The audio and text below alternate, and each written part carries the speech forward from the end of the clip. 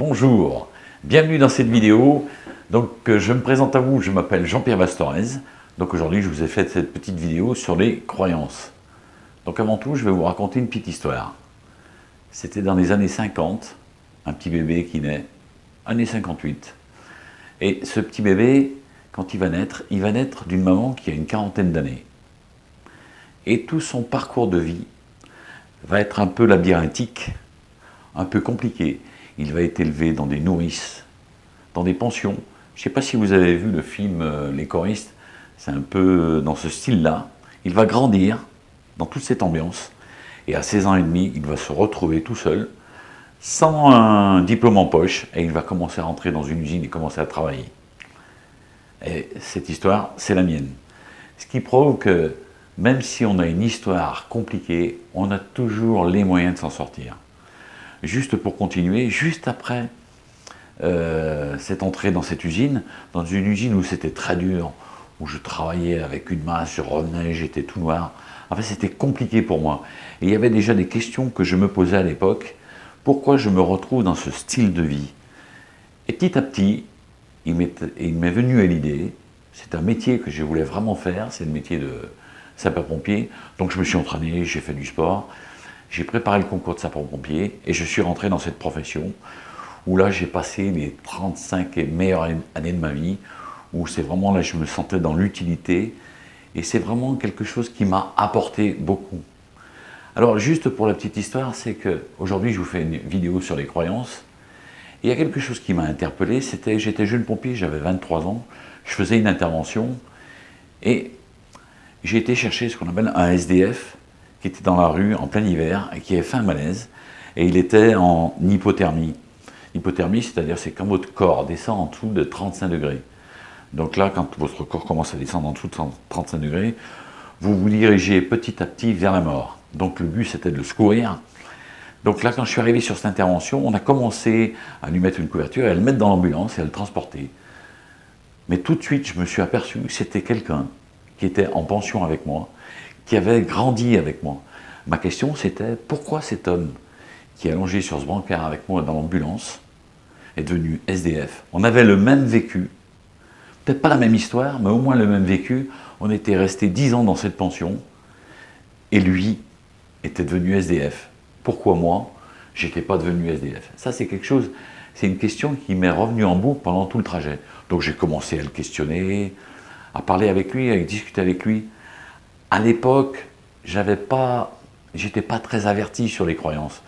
Mais quand je discutais maintenant avec le recul, je m'aperçois que lui avait des croyances, avait grandi avec des croyances qui étaient complètement différentes des miennes. C'est-à-dire que pour lui, il y avait un mauvais départ, la vie était comme ça, et que toute sa vie, il ne s'en sortirait pas. Je suis un midame, je ne vaux rien, je ne trouverai pas de travail.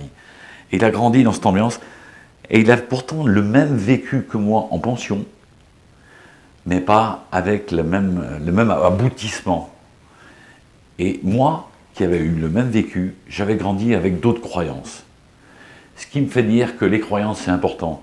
Donc si on revient vraiment dans la théorie des croyances, et ça je l'ai vraiment vécu après, et je l'ai appris dans ma certification en tant que coach. C'est vrai qu'on a deux grands types de croyances. On en a une troisième, mais on en a plutôt deux grands types. On a vraiment des croyances qui sont, je dirais, énergétisantes. Celles qu'on appelle, on les nomme, on dit que ce sont des croyances ressources.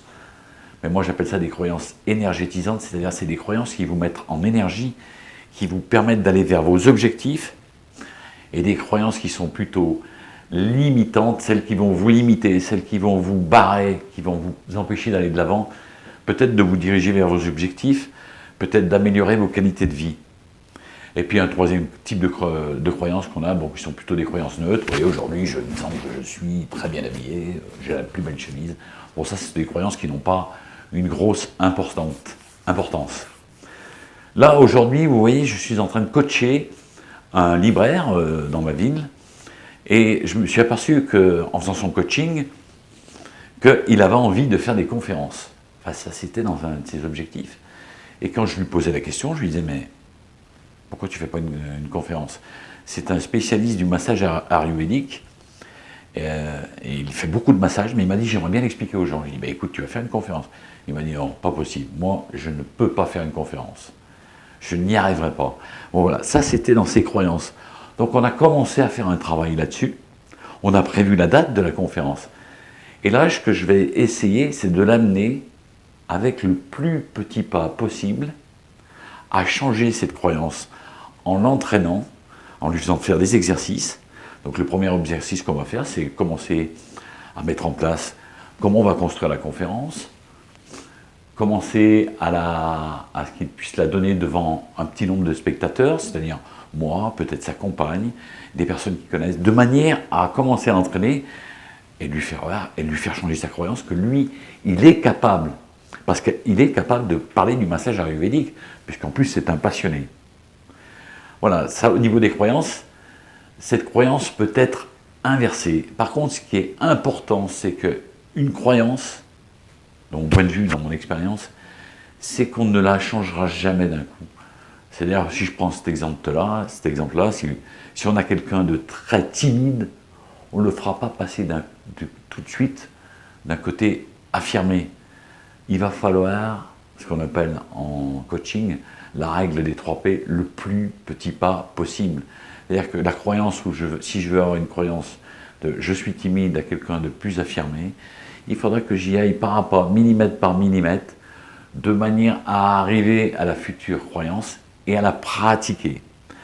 Alors il est vrai que dans toutes nos croyances, donc nous avons des croyances plus ou moins importantes, on a souvent une croyance racine.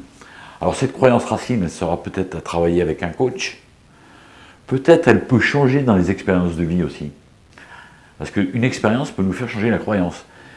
Une croyance, elle peut changer à une vitesse rapide.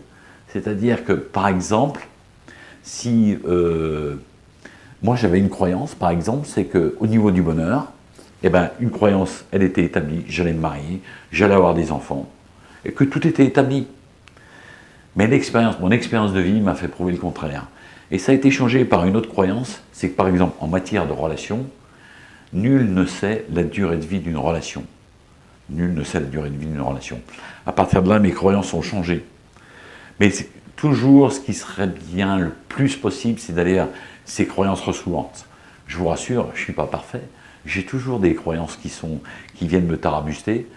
J'en prends conscience et j'essaye d'y travailler dessus et d'avancer pas à pas.